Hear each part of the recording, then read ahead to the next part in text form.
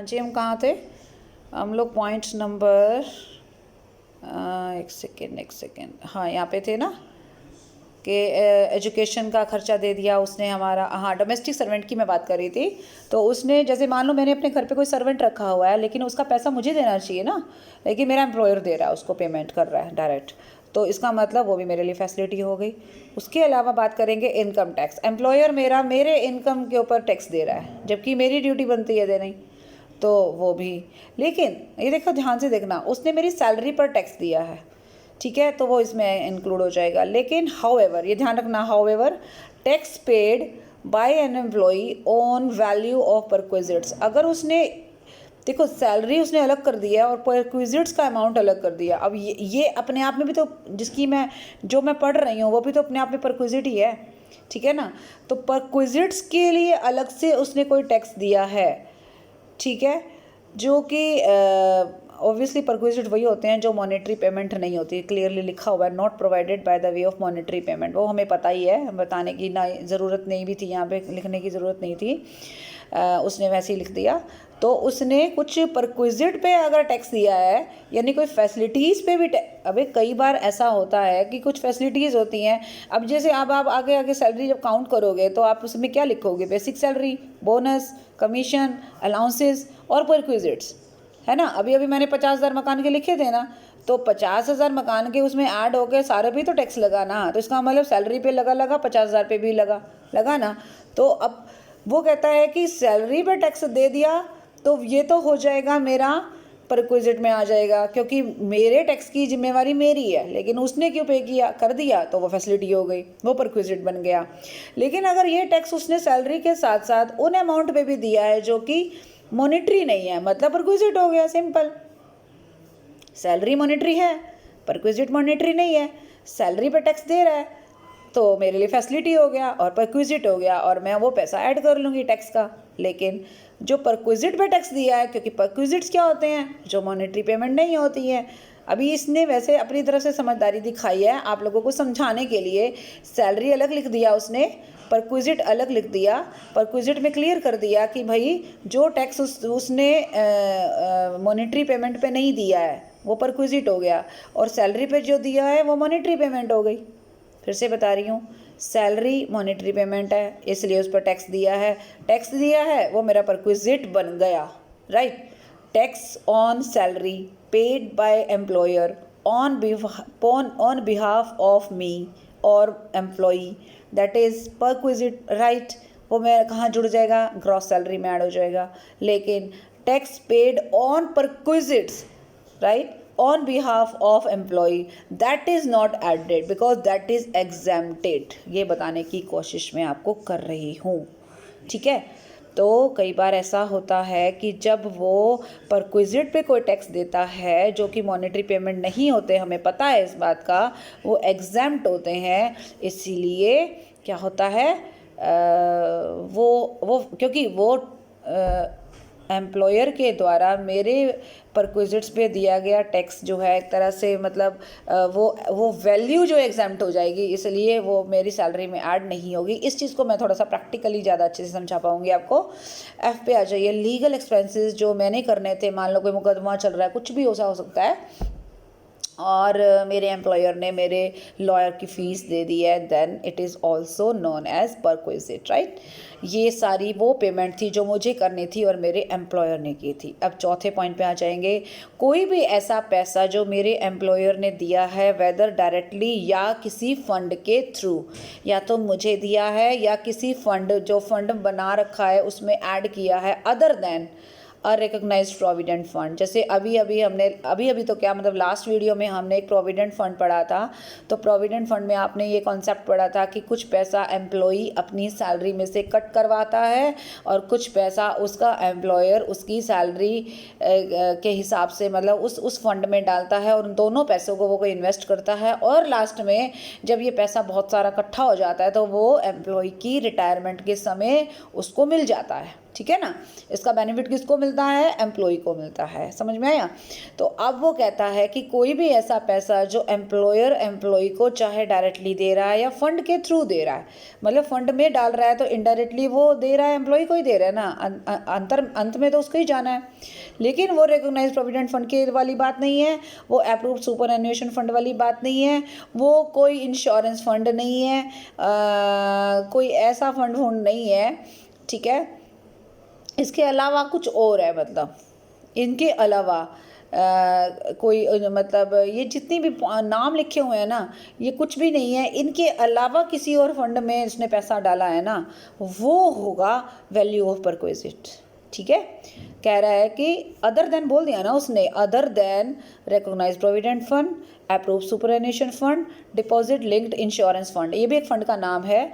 To affect an insurance, मतलब ये insurance fund में डाला है तो आपके इंश्योरेंस के लिए डाला होगा ना, on the life of employee और in respect of a contract for annuity. Annuity होता है कि जो साल में आपको कुछ पैसा हर साल आपको मिलता रहता है आफ्टर रिटायरमेंट, एक तरह से on the life of the employee. जब हम इंश्योरेंस कराते हैं ना, इंश्योरेंस के अगर आप ध्यान मतलब अच्छे से देखो तो इंश्योरेंस कंपनीज बहुत सारी स्कीम्स लाती है जिसमें आपको क्या होता है कि रिटायरमेंट के बाद आपको पैसा मिलना स्टार्ट होता है थोड़ा थोड़ा करके, ताकि आप अपना अच्छे से जीवन बिता पाओ। क्योंकि क्या होता है कि कई बार जब इकट्ठा पैसा मिल जाता है ना, तो वो हमारा या तो ख़राब हो जाता है, वेस्ट हो जाता है, या कुछ इस तरीके की बातें हो जाती है। ओके, कहाँ चले गए हम, एक सेकेंड, हाँ यहाँ पे थे हम, ठीक है। क्लियर होगी ये बात। तो और किसी फंड में अगर उसने पैसा डाला है ना, तो वो या फिर हमें डायरेक्टली दे दिया है। उसके अलावा द वैल्यू, अच्छा ये क्लियर आपको कर ही देगा, ये ऐसा मत सोचना कि पता नहीं क्या ऐसा होगा, क्या फंड होगा, वो आपको पता लग जाएगा अपने आप ही कि हाँ ये वैल्यू ऑफ परक्विजिट है, ये परक्विजिट है, ठीक है। 5वें पॉइंट में आ रही हूँ, 5th पॉइंट पे, the value of any specified security, कोई पर्टिकुलर सिक्योरिटी जैसे शेयर्स, डिवेंचर्स वगैरह हैं, या कोई स्वेट इक्विटी शेयर्स हैं। स्वेट इक्विटी शेयर्स होते हैं, स्वीट नहीं है स्वेट, इसको स्वेट बोलते हैं। स्वेट इक्विटी शेयर्स वो होते हैं जो एम्प्लॉयज़ को दिए जाते हैं, कंसेशनल रेट पे भी दे सकते हैं, फ्री ऑफ कॉस्ट भी दे सकते हैं।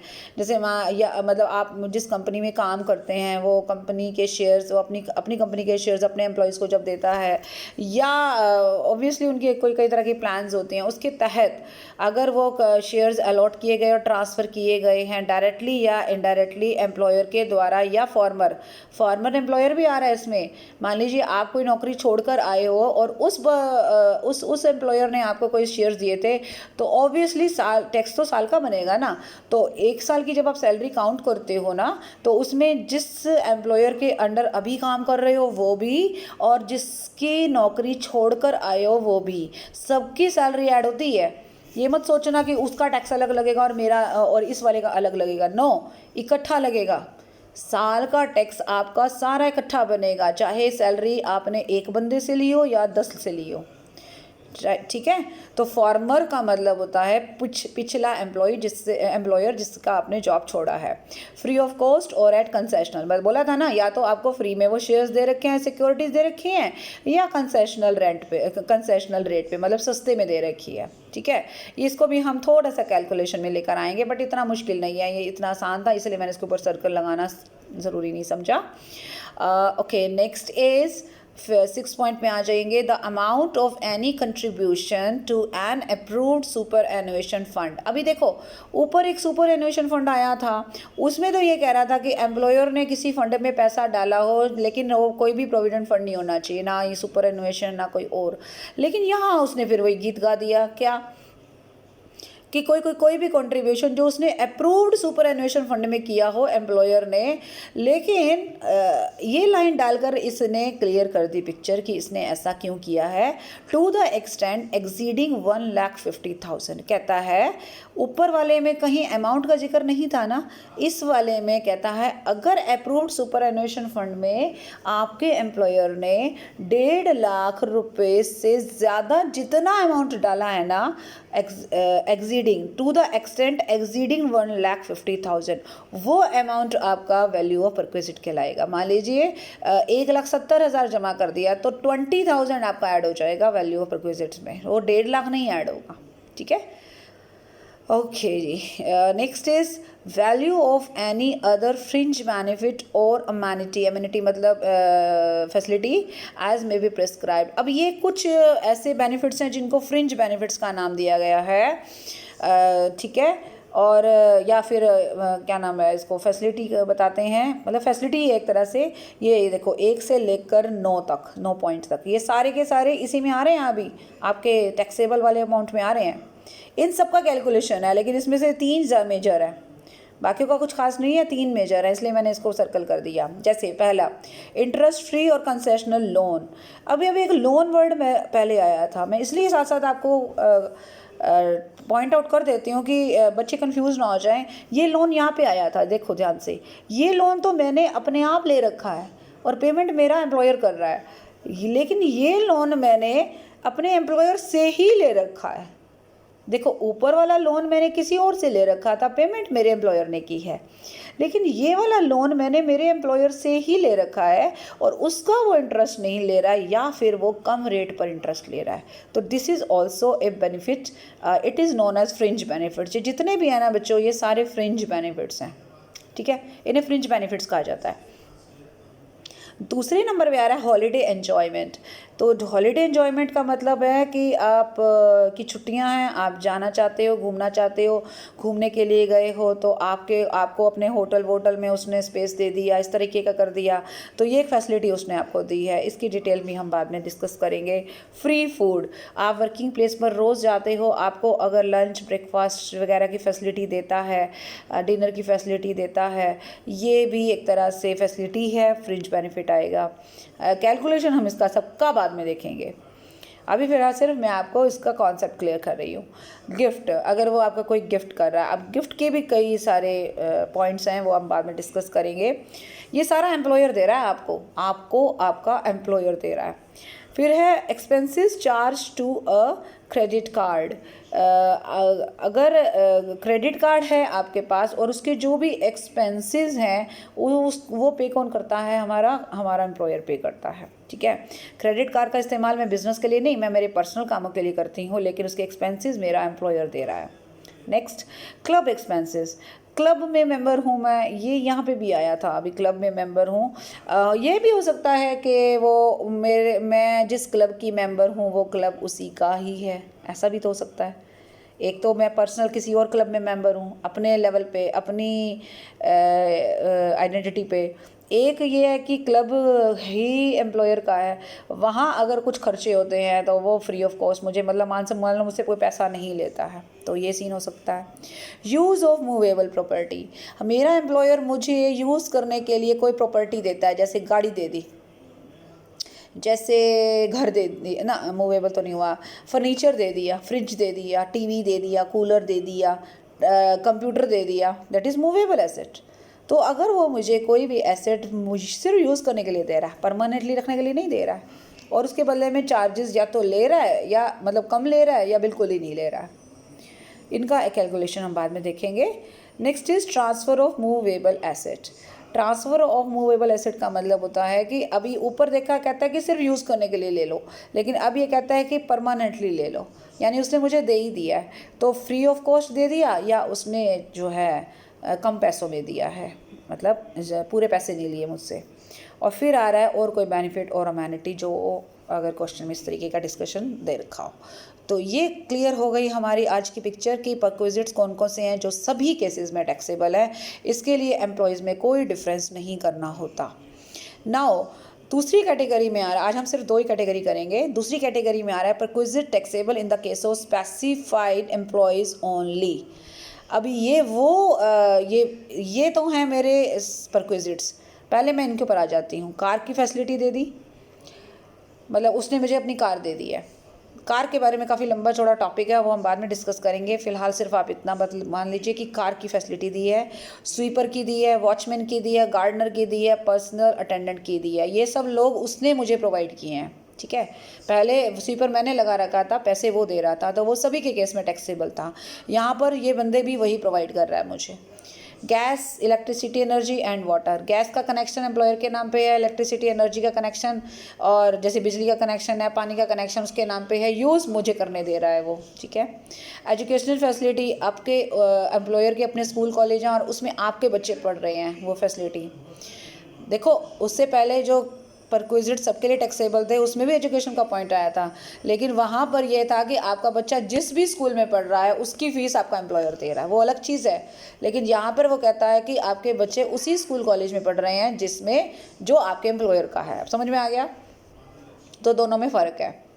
ट्रांसपोर्ट फैसिलिटी यानी कि उसने, एक तो हो गया गाड़ी उसने दे दी, और एक होता है कि उसने ट्रांसपोर्ट फैसिलिटी दे दी। मान लो उसके अपने ट्रांसपोर्ट रिसोर्सेज हैं, अपने बसेस हैं, ट्रक्स हैं, एयरलाइंस में आप काम करते हैं, तो आपकी फैमिली और आपको आने जाने के लिए अगर मान लीजिए उसने कुछ रियायत दे रखी है या फैसिलिटी दे रखी है तो वो भी इसमें आ जाएगी। अब देखने में तो ये सिर्फ 5 ही हैं, इनका कैलकुलेशन काफ़ी अच्छा खासा है, तो इसको हम बाद में देखेंगे। अब मैं सबसे पहले ऊपर आ जाती हूँ कि ये सारी फैसिलिटीज़ अगर इस एम्प्लॉय को दी जाती है, ये स्पेसिफाइड को, तो टैक्सेबल है, वरना अगर और किसी को दी जाती है तो टैक्सेबल नहीं है। समझ में आई मेरी बात? जैसे अब स्पेसिफाइड या स्पेसिफिक एम्प्लॉय का मतलब क्या होता है? स्पेशल एम्प्लॉय एक तरह से। ये स्पेशल उस कैसे बनेगा? 3 बातें हैं, तीनों में से अगर एक बात भी आपके अंदर आ गई तो आप स्पेशल बन गए। कैसे? जैसे अगर आप किसी कंपनी के डायरेक्टर हैं, चाहे पूरे साल रहते हैं या थोड़ा टाइम रहते हैं, चाहे रेगुलर हैं या टेम्परेरी हैं, चाहे कॉन्टीन्यूस हैं या बीच बीच में होते हैं, कहने का मतलब होता है साल में किसी भी वक्त आप कंपनी के डायरेक्टर रहने चाहिए और उसी कंपनी की तरफ से आपको इनमें से जो फैसिलिटी मिलती है, तो आप स्पेसिफिक एम्प्लॉय तो हो ही, क्योंकि आप वहाँ के डायरेक्टर हो। तो पहली कंडीशन क्या है? आपको full time, part time, continuous, regular, irregular, साल में किसी भी वक्त डायरेक्टर होना चाहिए। Then you will be treated as specified employee, number 1, right.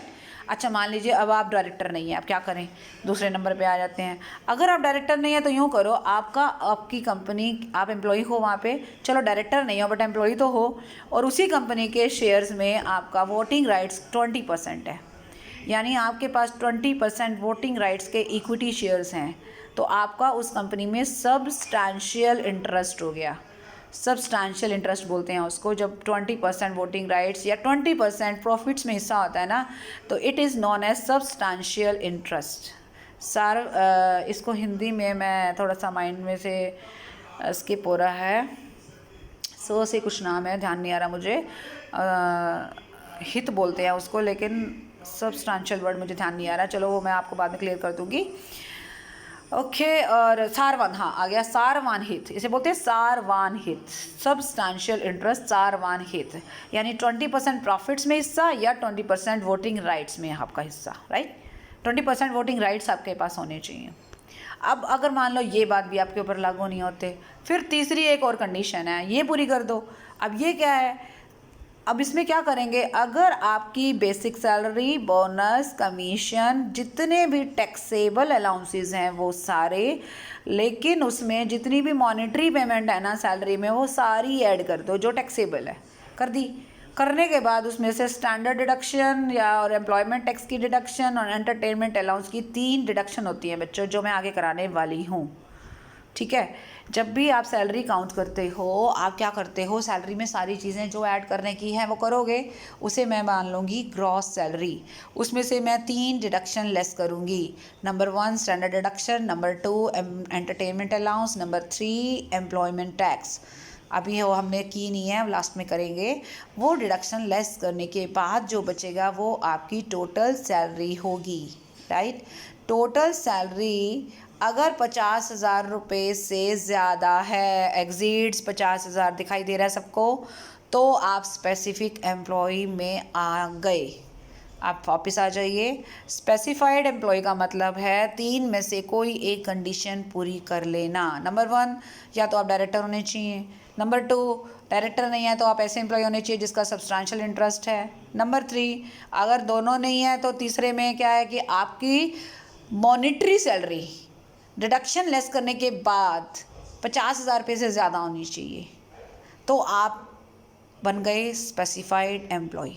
जैसे ही आप स्पेसिफाइड एम्प्लॉय बन गए, एक मुसीबत और आन पड़ी, इनमें से अगर कोई फैसिलिटी आपको मिल गई तो ये भी टैक्सेबल हो जाएगी, राइट।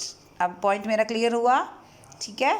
अब यहाँ पे एक इम्पॉर्टेंट पॉइंट है, वो भी मैं आपको डिस्कस करवाना ज़रूर चाहूँगी।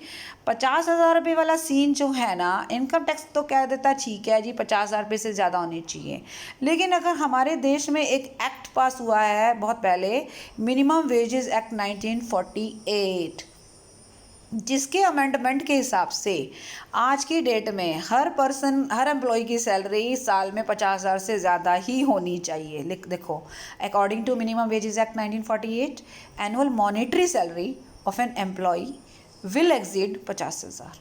दिख रहा है आपको?